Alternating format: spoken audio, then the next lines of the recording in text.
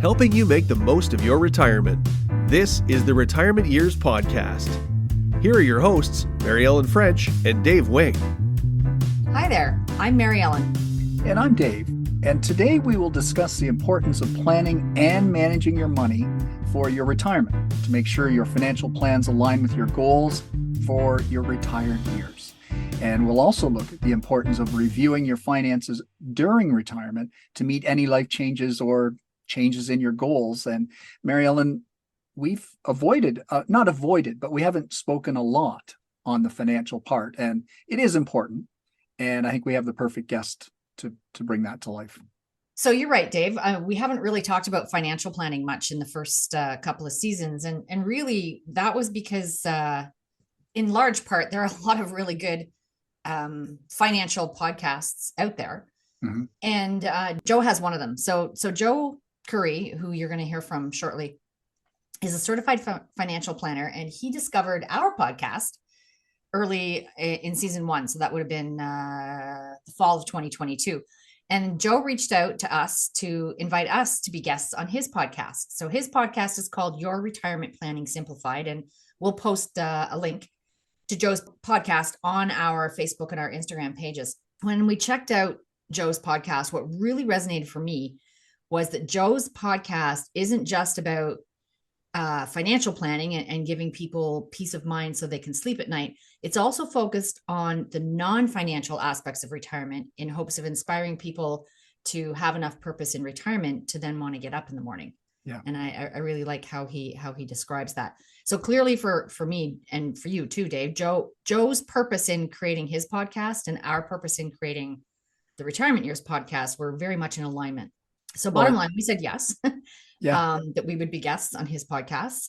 And as long as he agreed to be a guest on our podcast, which he graciously said yes to. So, and fun fact, turns out that Joe lives less than an hour away from where each of us lives. Yeah. Yeah, pretty cool. Well, and I can't imagine the bump he'll get in his numbers on the episode where we appear. Like it probably will.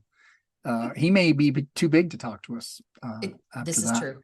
And when you're mentioning about the focus on planning around your life and your lifestyle, what else would the money be for? Like that is an important piece. And, other than you want to leave a legacy, I'm sure, or leave something for others, but you want to manage that money as best you can so that you have the best retirement that you can. And you'll hear in our conversation with Joe that not only is he an approachable person, but that's the mantra for his firm. He wants everyone that works with him and for him to be approachable and make their clients comfortable.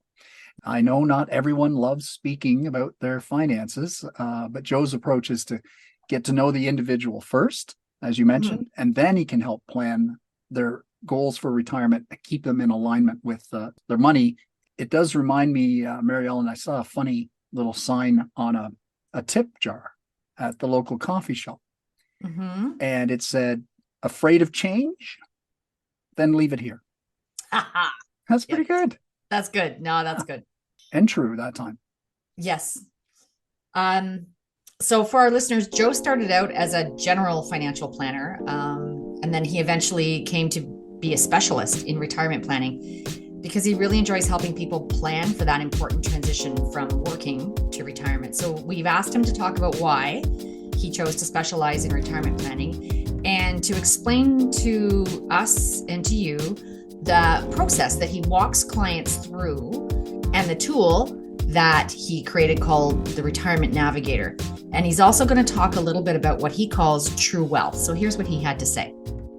Joe, let's start off by learning a little more about you, how long you've been working in the financial industry, how long you've been a financial planner. Sure, yeah. So I always tell people I got my start in this business back during the dot-com crash, so around 2000. And I was actually in high school at that point.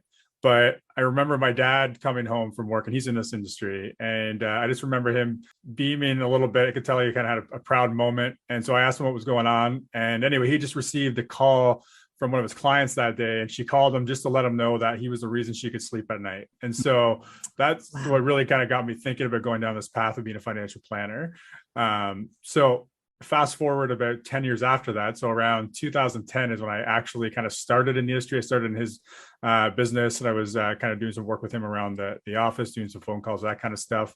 And then I got licensed to give advice, both investments and insurance, in 2011. So that's when I really actually started kind of giving advice.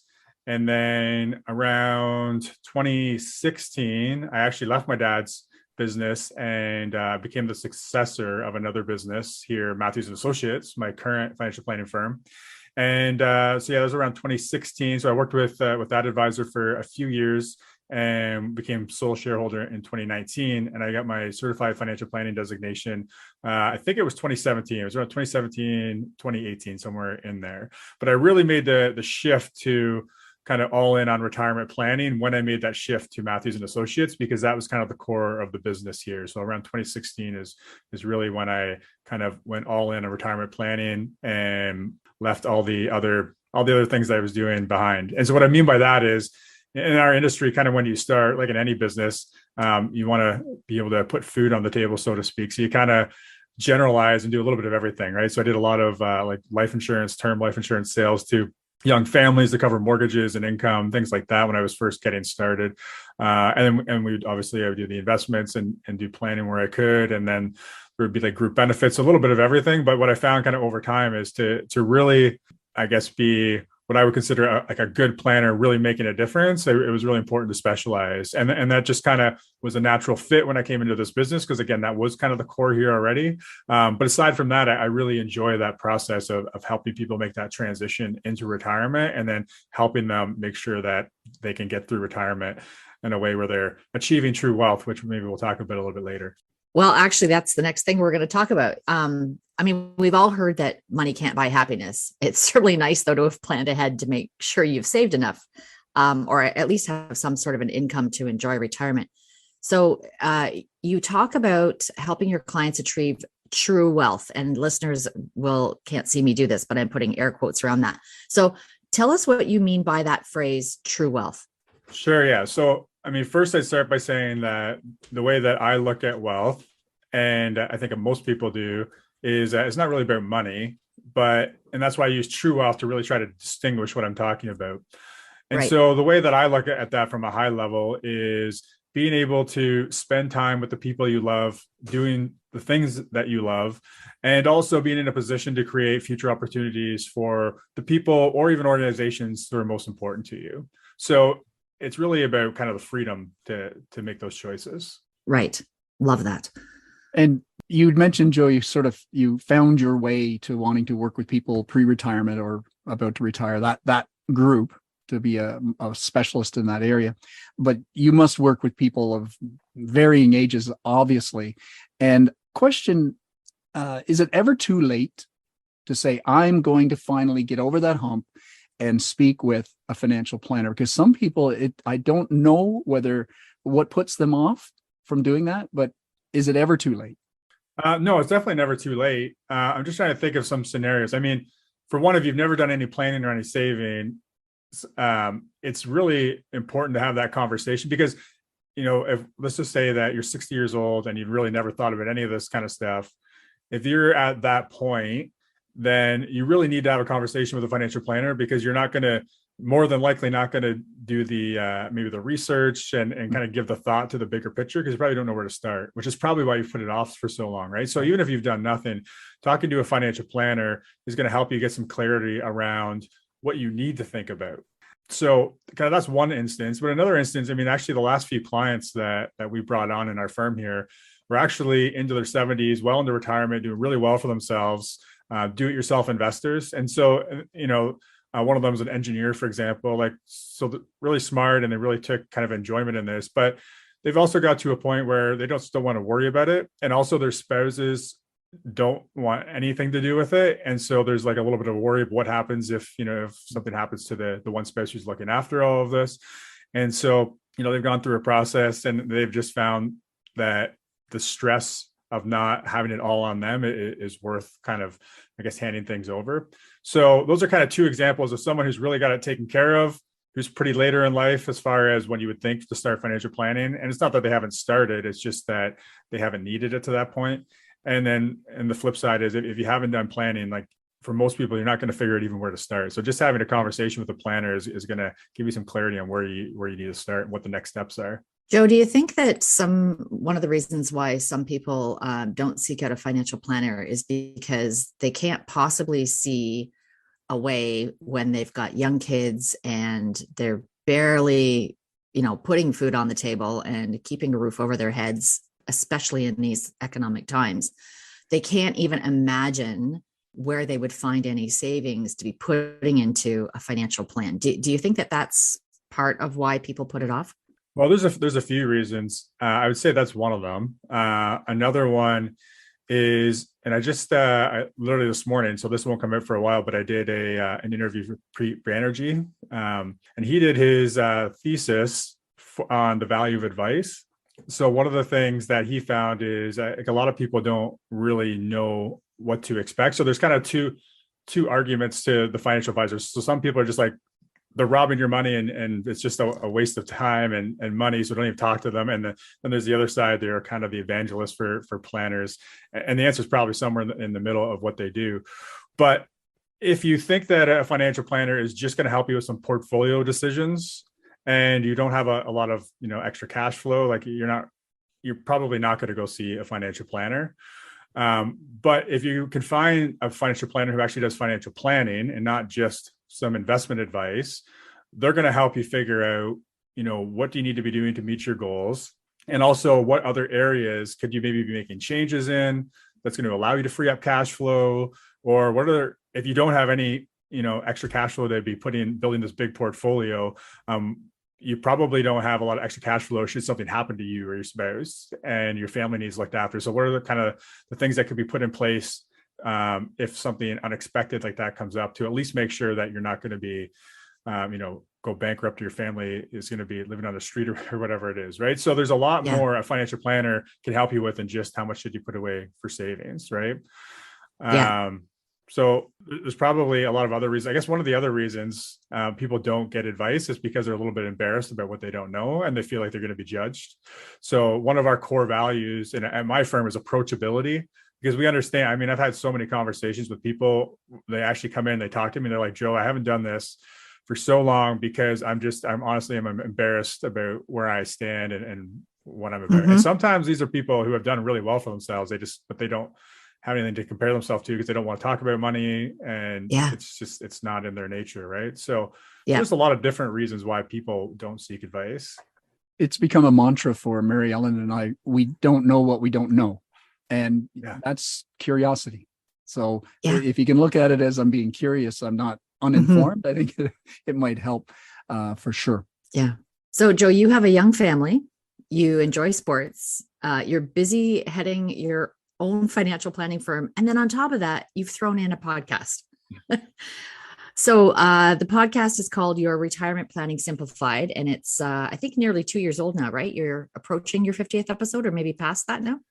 I'm really close to that. Probably by the time this airs, I might be past 50. Oh, amazing. Amazing. So for those who want to give it a listen, where can they find it? And tell us a little bit about the content of it. Sure. So as far as where to find it or where really to find anything that I'm putting out, you go to retirementplanningsimplified.ca. And so that has the podcast, our blog, any other kind of content or education we're putting out. So that's not my financial planning firm. That's just all education. Yep. And really what it's all about, kind of as it says in the name, Retirement Planning Simplified, is we're just trying to put together discussions that are both money and non-money related, that are making financial advice a little bit more approachable, kind of what we just talked about, right? So we're trying to break down more complicated concepts.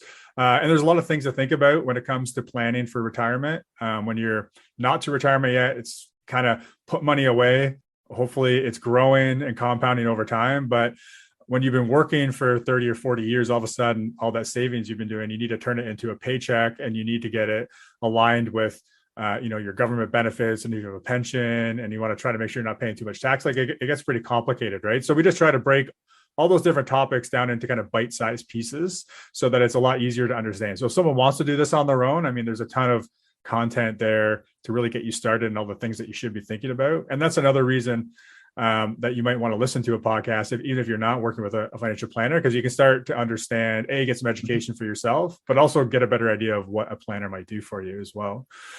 So we talk a lot about that. And then also on the non-money side of things, and maybe we'll talk a little bit about some of the stuff today. Have you thought about what you're retiring to, not just what you're retiring from? Have you thought about kind of the different phases of retirement? You guys, we were talking about this before, how a lot of people actually are scared and have a fear of retirement. So it's kind of addressing all those things as well.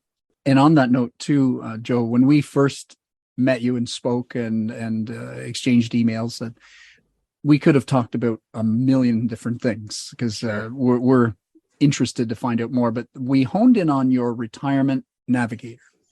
And we liked it because it blends as you just mentioned, that the emotional, social part of retirement with the reality of somehow you have to fund this. Like there's no, that is what's going to happen.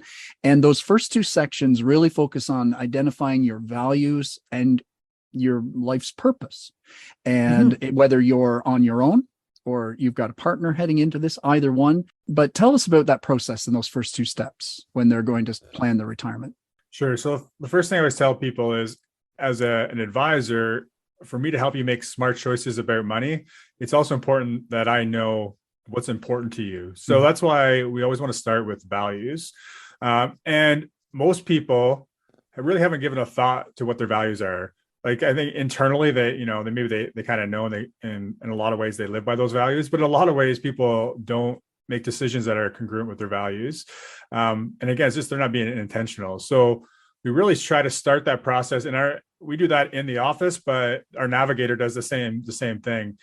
And I've gone through a lot of different iterations on how we try to have these conversations and how we get people to identify their core values. And so where we're at with the navigator is our latest and greatest. And I think it really works the best. And I actually got this from a business coach I worked with, and she used this to help me identify my values.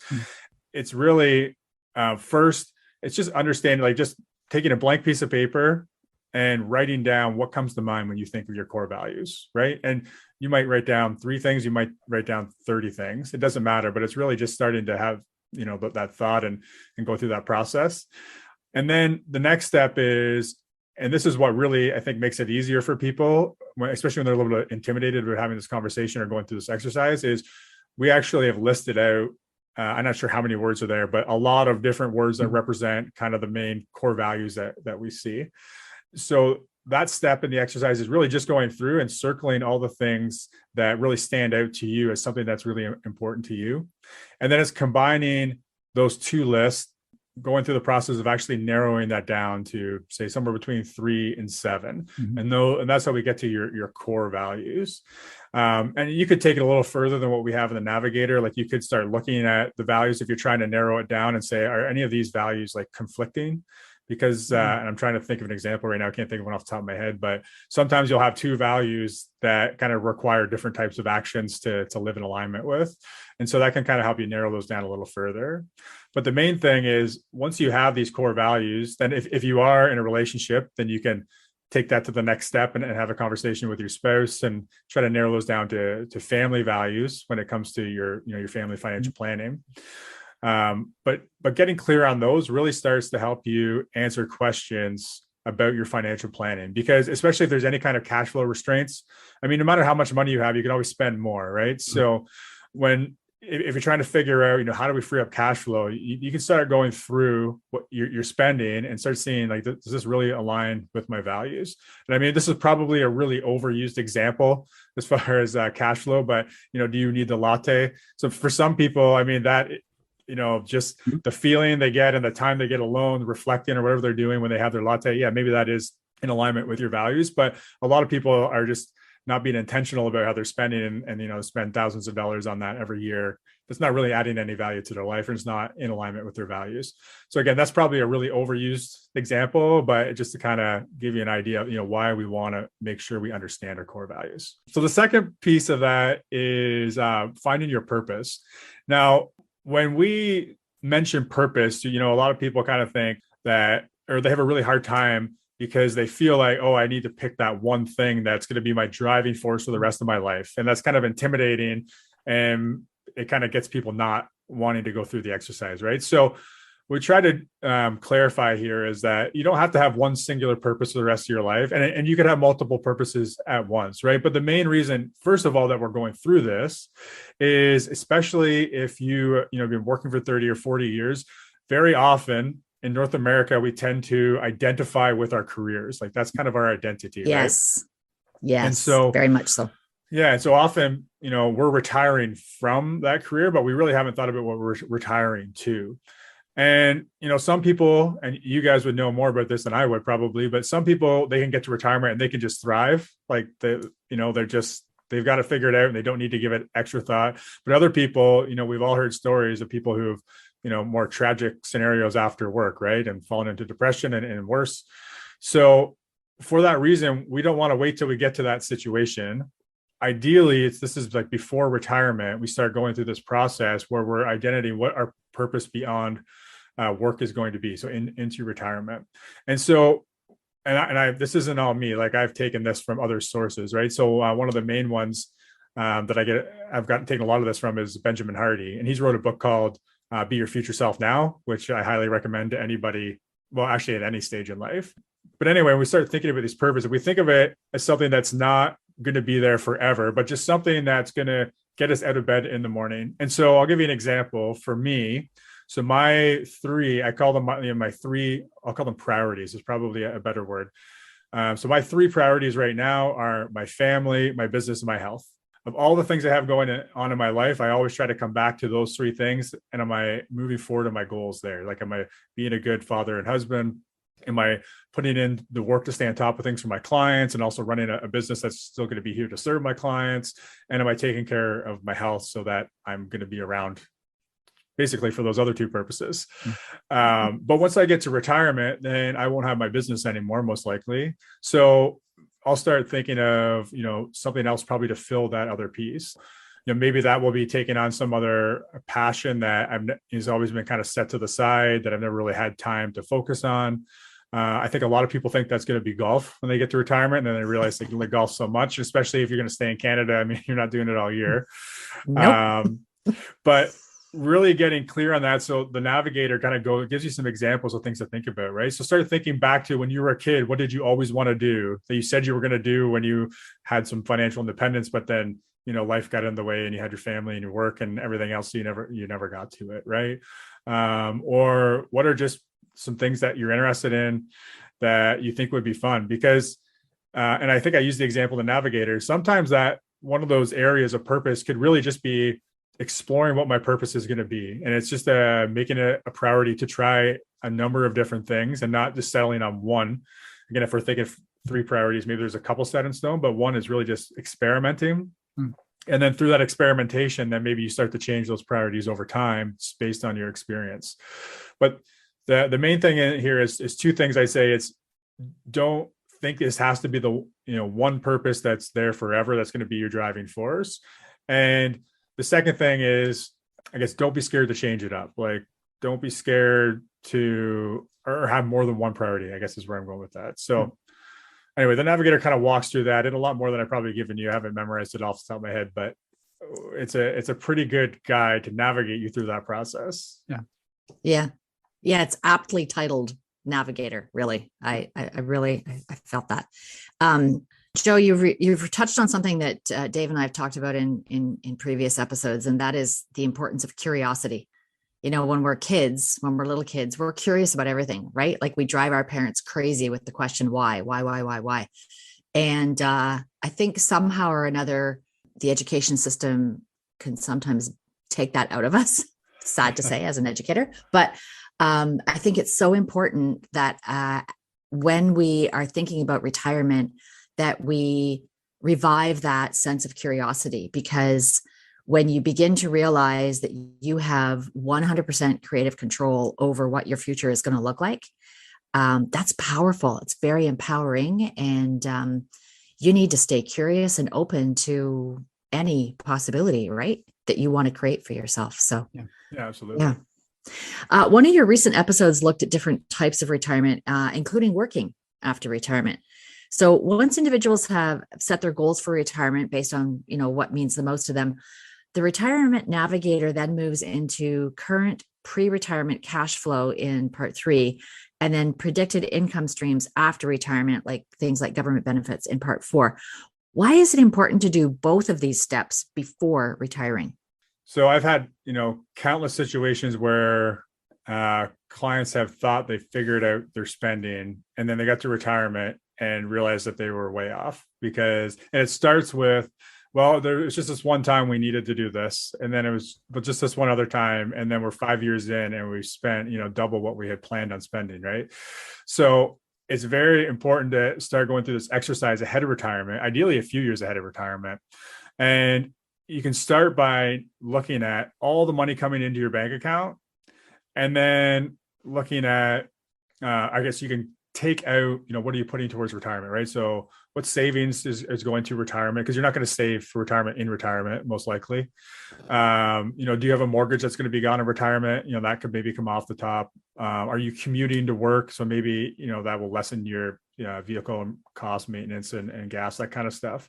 But aside from that, what you're spending is what you're spending to maintain your lifestyle, right? So once you subtract those, you really want to figure out how much came into my bank account and how much left after we take out those expenses. And that's going to be our starting point for how much you're going to spend in retirement, because you're still going to have the same lifestyle, right? And in most cases, you're going to go into that kind of honeymoon phase of early retirement where you're going to maybe spend some more money. I always ask people, what's the day of the week you spend the most money? And it's always Saturday or Sunday. And in retirement, every day, Saturday or Sunday. Yeah, that's right.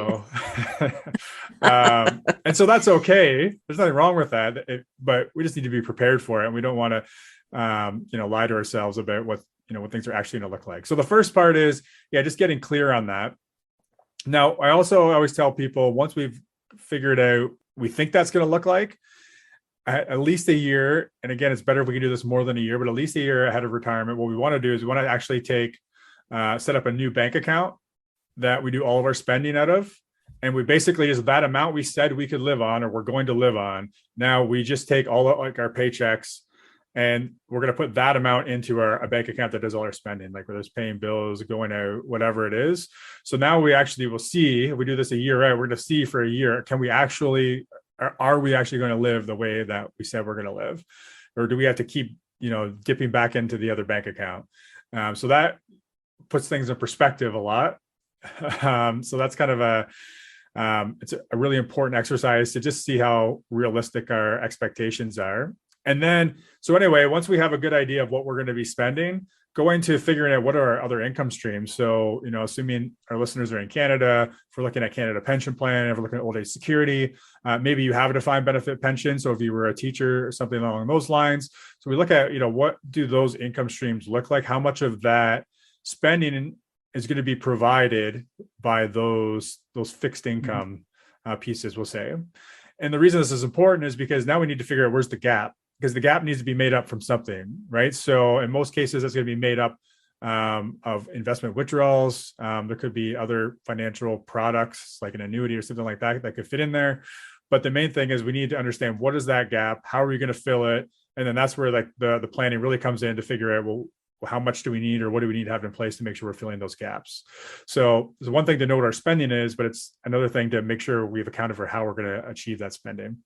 And we'll talk to you in the next episode more about specifics of getting your financial house in order and doing your legacy, the whole thing. Clearly, at any point, if someone isn't taking advantage of working with somebody who can help them plan financially, like yourself, they should do that. There's no question about that. And question for you then, someone listening right now is going, well, like in simple terms, how do I start the search for a financial planner that's going to fit me? Sure. So there's definitely a few ways to do that. So there's a few directories you could look at. There's the Financial Planning Association of Canada has a member directory stuff. So that's a good place to start. FP Canada, so Financial Planning Canada, also has a directory. So that's a directory of certified financial planners you can find on there. But also you could be going through resources and looking for content. So if you're a reader, looking for blogs, or if you're a podcaster, finding podcasts of different advisors who are giving advice in your area. So ideally, they're specializing in the area where you are. So if you're, you have a young family, you probably want someone who's talking about advice for young families. Or if you're a retiree close to retirement, someone who's talking about that. But anyway, that you can start to, listen to them, and you'll get an idea of, if their style of advice fits for you, right? So if you don't really know where to start, that's a good way to get to know somebody without actually even having to pick up the phone or actually talk to them, right? And then, if you find someone who seems like a good fit, then the way it's for us, it's easy. You just click a button on our website and you can schedule a call right on Calendly. So, you don't have to talk to anybody before you book something. I think most advisors nowadays have something similar, right? So yeah, so if you find someone that sounds like they're a good fit, then just find their website and go from there. So I guess those are kind of the two places I'd start: the member directories of those kind of, associations that have some credibility, and just doing kind of your own research through the way you like to consume content. Oh, that's really great advice, Joe. I appreciate that. I think listeners are also going to appreciate your refreshing approach to financial planning. I know I do. So thank you very much for speaking with Dave and I today. We look forward to speaking with you again, as Dave mentioned, on another episode. We're going to have you back to tell us a little bit more about the final part of the Retirement Navigator, where people really develop that financial income plan, and we're going to talk to you about having how to invest in your savings and ways to leave a legacy for those that you love. So we look forward to talking with you again. Thanks a lot, Joe. Thank you, guys. This has been fun. I'm looking forward to the next one. Mary Ellen, I'm hopeful that after people hear Joe's approach to helping his clients with their financial planning, that someone listening will take that step and reach out to a planner for some advice. Again, speaking from personal experience, our family uses an advisor, and he's helped us make our savings work harder for us than just putting it under the pillow. And beyond that, he's helped us do a financial roadmap well into the future as you meet different timelines, such as being able to get a government pension and those sorts of things, and income splitting and all of that I would never have understood. So it's worth the conversation. Often that first conversation is, there's no commitment, and often they don't charge. And I can't speak for every financial planner, but something I hope some people will do for their homework. Well, I love that he said that it's never too late, right? Like talking to a financial planner is a great idea at any age. It's, in some cases you need to get clarity on where to start because you have no idea. And in some cases, maybe you do have a pretty good handle on it. But you just don't want to carry that burden alone. And you want to make sure that, the people that you have in your life that you leave behind when you pass on aren't worried about what the plan is. Yeah. I liked the distinction that he made too between an investment advisor and a financial planner. Mm-hmm. And I had never really sort of thought about that distinction until our conversation with Joe. And the financial planner doesn't really have a vested financial interest necessarily. They really are there to help you plan. Right. And so that's why someone like Joe, who's incredibly approachable, is so well suited to the role of financial planner. Like, you don't know what you don't know. And you said that in the interview, right? It's really important to have a mindset of curiosity. Yes. And we've talked about that so many times on this podcast, right? If you haven't ever sat down with a financial planner and that seems intimidating to you, maybe start by listening to a podcast like Joe's, which is the retirement, your retirement planning simplified, because it's very educational. It's completely non-threatening, and it's in short, manageable chunks that you can listen to an episode and then sort of think about and talk to others about, that particular topic, and then move on and listen to another episode. It's just, you've got to start somewhere. Yeah. Right. You've got to start somewhere. So, and something you said, Mary Ellen, too, that I think bears repeating. Often in a situation where someone is with a partner, one of the two tends to be the bookkeeper. And that plays out. And I know you and I discussed that off recording, whether it was mom or dad, it always seems to be one of the two. And I think that involving a financial planner is a safety net, whether you're in that situation or you're on your own, you're single. Because if you go, whether it's suddenly or not, there's a lot to be done on your behalf. So That's right. again, a financial planner would be somebody who knows where all those documents are and where the investments are. So just another reason maybe to take advantage. Now, much of what Joe spoke about today, not all of it, but much of what he spoke about would be for that person who's maybe getting near to retirement or a ways back from it too, as far as looking ahead and funding your retirement so you have some income. In the next episode, part 2, we'll focus more specifically on retirement income and investment planning so that you can have those, what funds you have, and whether they're meager or more than meager, having them work for you to supplement your income. We'll focus more on that next time we speak with them. A few things listeners might want to check out after listening to today's episode of the Retirement Years podcast. You might want to check out the Retirement Navigator. So that's the document that Joe refers to that he uses with clients. And you can find that at retirementplanningsimplified.ca. We'll put a link to that website and that resource on our website, which is the retirementyearspodcast.com. And we'll also put a link in our socials. That's a free resource that you can use as a starting point for planning. And it starts with your core values and it walks you through, thinking about what your purpose will be in retirement. What are you going to retire to? And we talked about the importance of that briefly in episode 1 this season. I'm also going to recommend the book that Joe recommended. The author is Benjamin Hardy, and the title is Be Your Future Self, The Science of Intentional Transformation. And Joe recommends that as a good read for anybody at any age. So again, we'll put a link to that on the website and on socials. And then if you're brave enough to be looking for a financial planner and you live here in Canada, Joe recommended fpcanada.com. As a place to start with. That has the directory of financial planners across Canada.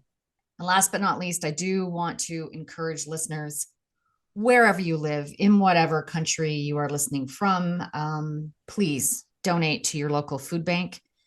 Not just this time of year, but any time that you have a little extra that you can donate. It's very much needed and it's very much appreciated. Yeah, every little bit helps. Yeah. So until next week, I'm Mary Ellen. And I'm Dave. Stay well. You've been listening to the Retirement Years podcast. Original music by Theodora Draper. Web design by Gavin Hinton. Social media marketing and management provided by Madison Sloan. Find her at MSS Mad Media.